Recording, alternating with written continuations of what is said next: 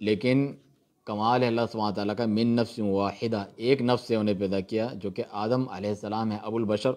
انسانیت کے باپ۔ وجعل منہا زوجہا، اسی سے ان کی بیوی کو پیدا کیا، یعنی آدم علیہ السلام سے ہی حوا کو پیدا کیا، جس طرح حدیث میں ہے کہ پسلی سے،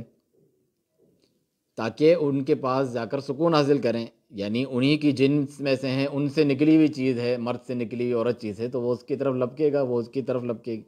ایک دوسرے کی طرف مائل ہوں گے،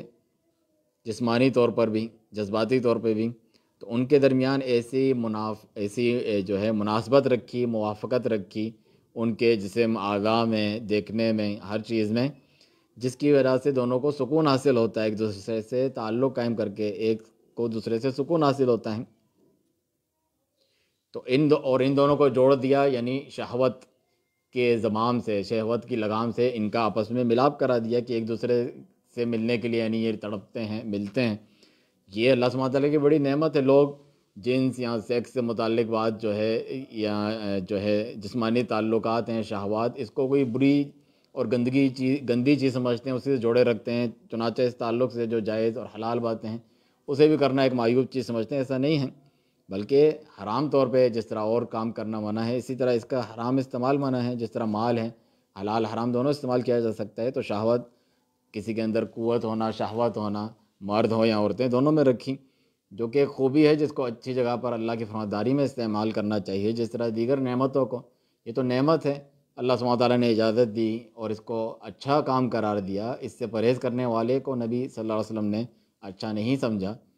یعنی شادی کرے، 1 2 3 4 کرے، لونڈیوں کا ذکر ہے، اور جنت میں بھی حوریں ملیں گی،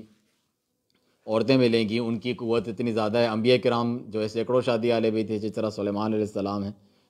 اور مردانگی غیر مردانگی کی بھی اسی کو دلیل بنایا جاتا ہے۔ تو کوئی شہوات عیب معیوب چیز نہیں ہے، عورت کی خواہش ہونا یا عورت کو مرد کی خواہش ہونا، اس کو حلال اور حرام کی تمیز کے بغیر جب بات کی جائے گی تب یہ جو ہے قابل مذمت چیز ہے۔ اللہ نے خود اسے پیدا کیا اور مناسب حال پیدا کیا، اگر ایسا نہ ہوتا تو پھر وہ ایک دوسرے کی طرف مائل نہ ہوتے اور نسل انسانی آگے جو ہے چل نہ سکتی۔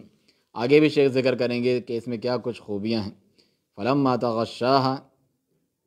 جب وہ اس پر چھا گیا، یعنی مجامعت کی، جماع کیا مرد نے عورت سے۔ چھا گیا کا لفظ اس طرح ہے، یعنی وہ اوپر آ گیا، جو عام طور پہ جماع کی ایک پوزیشن اور کیفیت ہوتی ہے، اور دین اسلام میں منع نہیں ہے، چاہے آگے سے، پیچھے سے، کروٹ پہ، مختلف طریقے سے جماع اور جو ہم بستری کی جا سکتی ہے۔ البتہ جو گندگی کا مقام ہے تو وہ رہے، جو پیچھے کی شرمگاہ ہے اس میں منع کیا گیا، اور اسے بہت جو ہے لعنتی عمل قرار دیا گیا، اس سے بچنا چاہیے۔ اللہ سبحانہ تعالیٰ حق بیان کرنے سے نہیں شرماتا، لیکن جس طرح ہم سورۃ البقرہ میں ہم نے پڑھا، نساؤکم حرث لکم فأتوا حرثکم من شئتم، عورتیں تمہاری کھیتیاں ہیں، جس طریقے سے چاہے تم ان سے تعلق قائم کر سکتے ہو،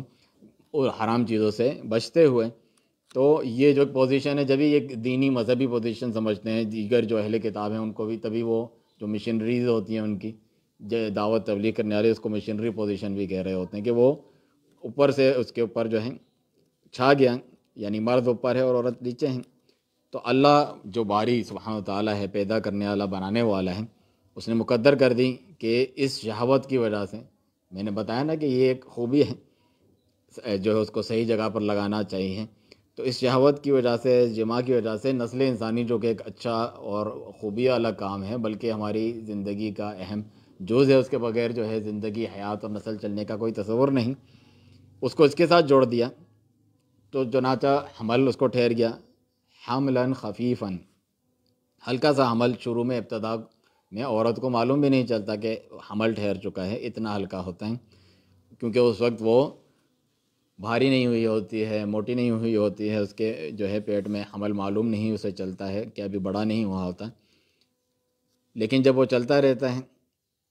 تو پھر جو ہے اثقلت، اس کے بعد جو ہے بھاری پن ہو جاتا ہے اس کے پیٹ میں،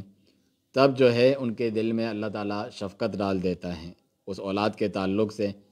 کہ وہ صحیح سالم ہوں، سارے اس کے اعضاء صحیح ہوں، خیریت سے ہوں۔